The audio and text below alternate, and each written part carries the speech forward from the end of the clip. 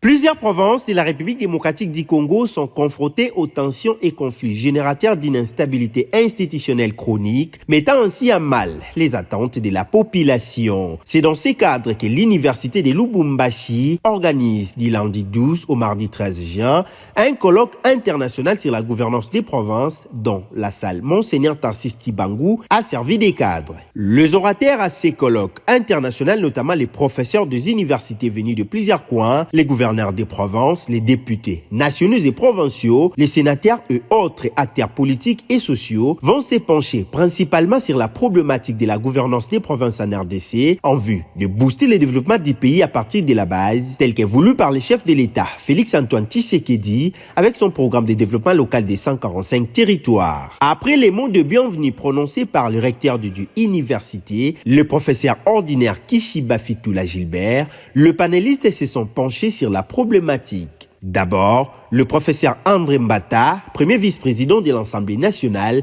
a exposé sur la forme de l'État, défis du développement des provinces et des entités territoriales décentralisées en RDC sous la Constitution. Nous sommes ici pour prendre part à la conférence au colloque international sur la gouvernance des provinces de la République démocratique du Congo, sur l'invitation du professeur Gilbert Kishiba, le recteur de l'UNILU et vice-président de l'Association des universités francophones.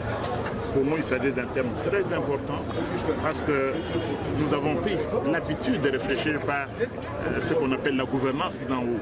Donc regarder les choses en haut, au niveau central, oubliant que le pays ne peut se construire qu'à partir de la base.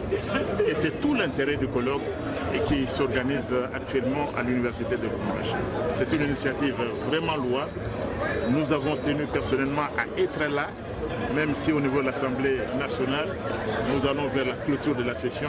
Mais il était important pour nous de prendre part à ce colloque pour démontrer l'intérêt particulier pour le président de la République, son Excellence Félix-Antoine Tshisekedi Tshilombo, le Parlement, toutes les institutions de la République attachent à un colloque international sur la gouvernance des provinces en République démocratique du Congo. À son tour, le professeur et directrice du cabinet adjoint du chef de l'État, Nicole Tumba-Boacha, a nourri l'auditoire par une exposition magistrale sur la sociologie et anthropologie dans la gouvernance des provinces. En gros, je voulais simplement démontrer qu'il y a deux univers pour comprendre les problèmes de la province en particulier, mais du pays en général.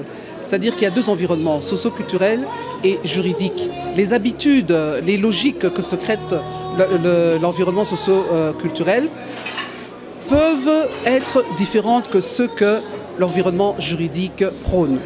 Alors, il y a une dichotomie, il y a une différence entre ce qui se fait réellement et ce que la loi prévoit. Alors maintenant, comment faire pour concilier les deux? C'est en observant les faits et en tirant le meilleur des deux mondes pour aboutir à une meilleure loi qui tient compte des contextes réels de comment fonctionne le pays. C'est un peu ça, en gros. Par ailleurs, après les différentes expositions, plusieurs orateurs ont indiqué l'importance capitale de ces colloques qui doit apporter des solutions aux différentes préoccupations des entités territoriales décentralisées. Il y a des causes qui relèvent de la Constitution, des causes qui relèvent de la loi, des causes qui relèvent du comportement politique. Par exemple, au sujet de la Constitution, on a calqué les modèles des sanctions des autorités provinciales sur les modèles nationaux. Alors que le Premier ministre est issu de la majorité parlementaire au sein de l'Assemblée nationale et nommé par le président de la République, le gouverneur, lui, n'est pas nommé. Il est élu par l'Assemblée provinciale. Mais aux deux personnalités, on applique le même type de sanctions, ce qui est déjà anachronique au niveau de la Constitution. Parce que quelqu'un qui est nommé et quelqu'un qui est élu, on ne peut pas leur appliquer les mêmes mesures. Donc déjà, le biais est venu de la Constitution lorsqu'il a dit à l'article 146 que la manière dont on doit sanctionner le Premier ministre et les ministres doit être la même que pour les gouverneurs et les ministres provinciaux. Alors ce biais-là est réconforté par la taille de l'Assemblée nationale et la taille des assemblées provinciales. Pour l'Assemblée nationale, on a 500 députés. C'est normal qu'une motion de censure pour faire partie du gouvernement qui est de 25% des membres qui composent l'Assemblée nationale soit de 125 députés. C'est quand même difficile. pour réunir 125 signatures et faire partir un Premier ministre. Mais au contraire, la Constitution a appliqué la même proportion dans une province qui a 20 députés, où les 10%, c'est 2 députés qui se réunissent et qui introduisent une motion. Et donc ça, c'est le premier biais constitutionnel que j'ai pu relever pour dire qu'on doit changer pour élever les niveaux des seuils de recevabilité des motions au niveau provincial pour qu'il ne soit pas de 10% ni de 25%, mais qu'il se situe entre 50% et 2 tiers des membres qui composent l'Assemblée nationale. À ce moment-là, si 2 tiers des députés signent une motion, ça va quand même traduire la perte de confiance de l'ensemble de l'Assemblée. C'est que l'université a pour rôle et pour nature par la science de participer à l'émergence de la société vers sa prospérité à partir donc de la science, et des rencontres comme celle-ci justifient cette démarche-là. C'est qu'un point précis qui occupe la nation par rapport à la démocratie, entendu que la démocratie, c'est aussi la participation collective mais aussi individuelle, et sous l'initiative évidemment de la base. Et dans ce cas-là, précisément, l'Université de Lubumbashi, selon ce que j'entends, avait raison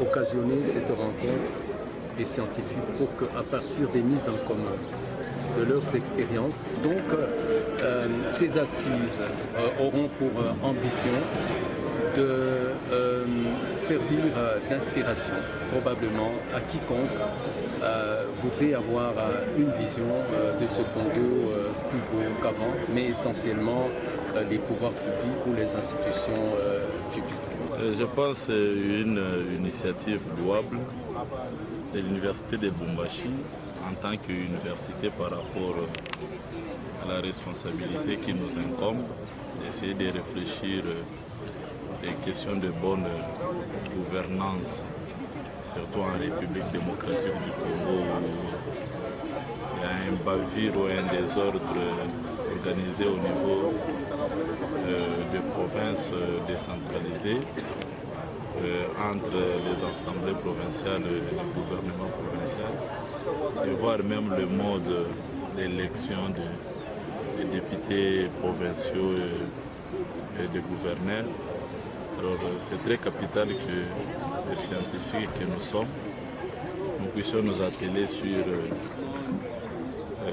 cette question et essayer d'apporter de la lumière qui peut aller jusqu'au niveau de la révision constitutionnelle pour permettre une administration adéquate de nos provinces à partir de la base. Je pense que ça sera quelque chose de très très important. C'est comme ça que nous remercions et nous félicitons le recteur magnifique de l'Université de Lubumbashi, le recteur professeur ordinaire Gilbert Kishiba, et tous les participants. Vous avez vu que dans la salle, il y a des éminents professeurs, de grandes personnalités, le vice-président de l'Assemblée nationale, le professeur Mbata, le DIRCAP du chef de l'État, c'est-à-dire il y a beaucoup de professeurs qui doivent nécessairement essayer de réfléchir et que nous pensons que ces colloques vont aboutir à une solution pour qu'on ne puisse pas assister à des incohérences sur le plan administratif dans nos provinces et toutes les entités décentralisées. Rappelons que ces travaux vont se poursuivre jusqu'au mardi 13 juin et les recommandations qui en sortiront seront envoyées au président de la République Félix Antoine Tshisekedi pour être exécutées.